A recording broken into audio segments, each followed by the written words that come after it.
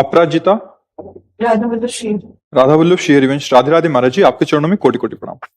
महाराज जी, मुझे भगवान ने मनुष्य का शरीर दिया और सब अच्छी व्यवस्थाएं दी, परंतु जीवन में लगातार मिल रही असफलताओं से मेरा आत्मविश्वास टूट गया है, जिससे अकर्मण्यता और उदासीनता रहती है। जीवन पूरी तरह से दिशाहीन लगता है। ऐसा हम मान ही नहीं सकते कि किसी के जीवन में 100% असफलता ही असफलता है, नहीं मान सकते।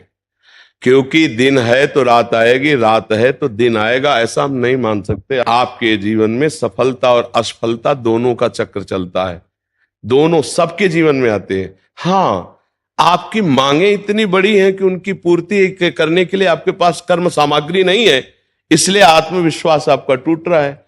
अब आप हीरा का हार पहनना चाहो, जेब में 100 रुपया है और आप फिर भगवान को कोसो और अपने को कोसो, तो नहीं। अगर 100 रुपया है तो आप 100 रुपये की ही कामना कीजिए, 100 रुपये की वस्तु की, तो आपको परेशानी नहीं होगी। ऐसे ही आपका प्रारब्ध कर्म आया है, अब आप उसके अनुसार चलेंगे तो ठीक है, और उससे ज्यादा मांग करेंगे तो उसकी पूर्ति होगी नहीं, तो आप चाहे भगवान को कोसो चाहे अपने को कोसो, उससे कोई लाभ होने वाला है नहीं। इसीलिए विवेक की जरूरत है, ज्ञान की जरूरत है। क्या आप असफलता समझते हैं? आपको बोलना सिखाया, आपके कान हैं, कितनी सामग्री आपको भगवान ने दी, सफलता ही सफलता है। और आप हमको कोई ऐसे तो दिखाई नहीं दे रहे कि आप फटे पुराने कपड़े पहनो, किसका प्रश्न है? हाँ, तो आप भगवान को या अपने को क्यों निराश शब्दों में ला रहे हैं? आप आगे से आगे कामनाएं, आवश्यकताएं सबकी भगवान पूर्ण कर रहे हैं कर्म के अनुसार। आपको जो अत्यंत आवश्यक है वो भगवान पूर्ण कर रहे हैं। वायु फ्री, अभी बीमार हो जाओ, ऑक्सीजन लगवा, पैसा लगेगा, फ्री ऑक्सीजन भगवान दे रहे हैं। जल दे रहे हैं, पृथ्वी दे रहे हैं, आकाश दे रहे हैं, बुद्धि कहां देखो, आंख कितनी सुंदर हम सब देख सकते। किसी किसी की आंख नहीं, थोड़ी देर सोचो उसका कैसा जीवन होगा। कोई बोल नहीं पा रहा, कोई सुन नहीं पा रहा, कोई तीनों से रहित है, न बोल पा रहा न सुन पा रहा, अब उसका जीवन कैसा है? आप कभी भगवान को धन्यवाद दीजिए कि आपको कितना सुंदर जीवन दिया है और आप खा पी रहे हैं। आपने कभी वो गरीबी देखी है जिसके लिए आप कोसने के शब्द में बोले? वो गरीबी देखी है? आप तो बहुत ऐसा लग रहे हैं कि अच्छे घर से हैं, तो आप ऐसा क्यों बोले? नहीं, आप ऐसा बोले क्यों? आपने अपनी वासना को इतना क्यों बढ़ा दिया? आप ऐसी इच्छाएं क्यों कर रहे हैं कि जो आपके पास पावर नहीं है उससे ज्यादा आप कर रहे हैं? आप नाम जप कीजिए, आप तपस्या बढ़ाइए, आप सत्कर्म बढ़ाइए, उसके अनुसार आपको लाभ मिलेगा। यहां संसार में कुछ फ्री नहीं है। अगर कोई राष्ट्रपति बनी बैठी तो तपस्या की है, कोई यहां फ्री नहीं है। अगर कोई अरबों रुपया में खेल रहा है तो उसने दान किया है, पुण्य किया है, तपस्या की तो है। अब पाप कर रहा है तो उसका परिणाम आएगा, सब नष्ट होगा। लेकिन पूर्व में उसने किया है, उसका फल उसको मिल रहा है।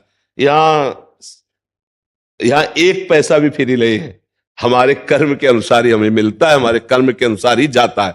अब वर्तमान में तुम्हारी खेती क्या है? ये तो तुम्हारी पूर्व की खेती है।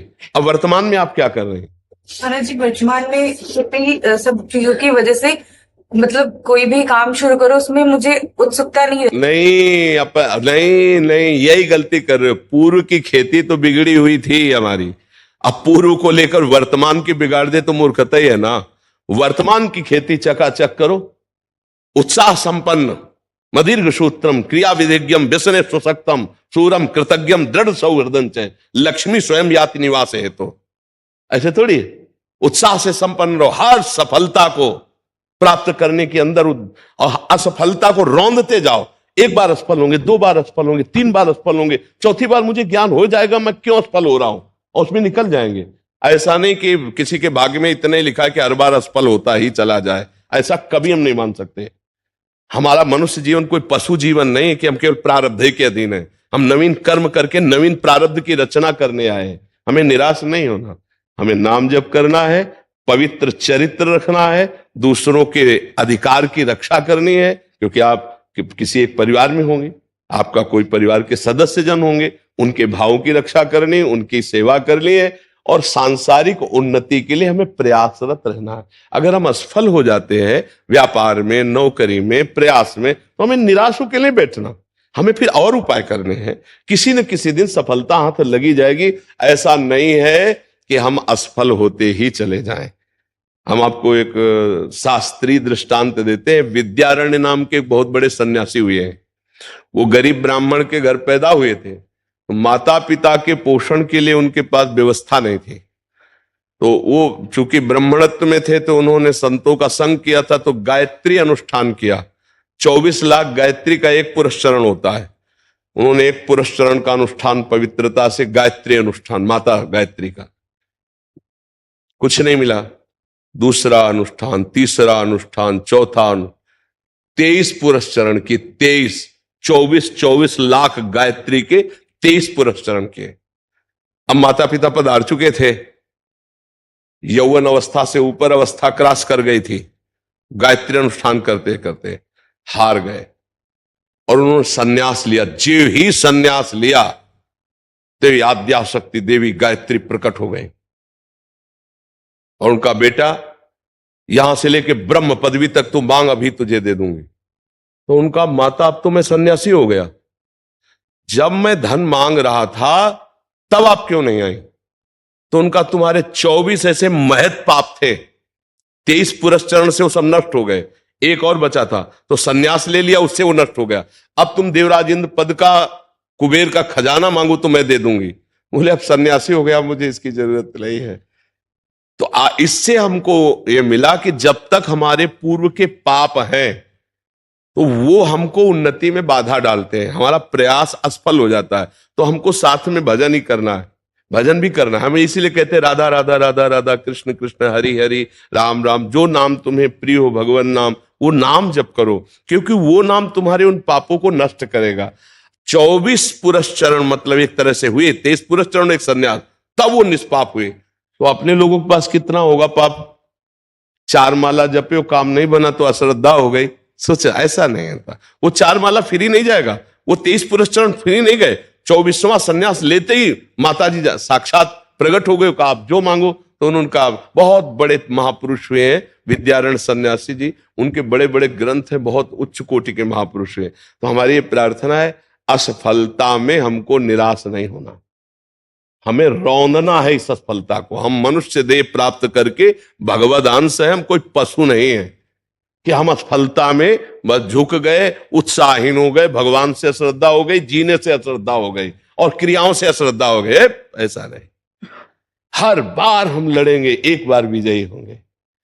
जीवन में एक बार तो हम विजयी होंगे, हम परास्त करेंगे। 2 साधन चलना चाहिए, एक आंतरिक नाम जप और एक बाह्य प्रयास, तो हम सफल हो जाएंगे, बिल्कुल सफल। अर्जुन जी से यही भगवान कह रहे हैं, मैं तुम्हारे साथ हूं, मामन स्मर युद्ध च, मेरा स्मरण और युद्ध कर। युद्ध माने कर्तव्य कर्म, अपने कर्तव्य में लगे रहो और मेरा स्मरण करो। स्मरण क्या करेगा? पाप को नष्ट करेगा। कर्तव्य क्या करेगा? आगे की उन्नति का रास्ता खोल देगा। अब हम लोग सही पूछो तो धर्म का आश्रय नहीं लेते, भजन का आश्रय नहीं लेते और मनमानी आचरण करते हैं। कोई बिरला ऐसा होगा जो अपने जीवन के चरित्र को पावन करके धर्मयुक्त चल करके ऊंचाई पर चढ़ना चाहे। नहीं तो ऊंचाई पे चढ़ना चाहता है, लेकिन जहां से ऊंचाई बनती है उसे खो देता है, तो वो ऊंचाई कुछ दिन के बाद उसकी मिट्टी पलित हो जाती है। ये हमारी बात ध्यान रखना। धर्म के बिना आज तक कोई ऊंचाई पर नहीं चढ़ पाया है। ऊंचाई पर चढ़ने के लिए चरित्र पावन और आपका विचार और उत्साह पावन। अगर चरित्रहीन जीवन रहा तो कुछ भी रुपया इकट्ठा कर लो, तुम्हें शांति नहीं मिलेगी। कुछ भी कर लो, शांति नहीं मिलने वाली।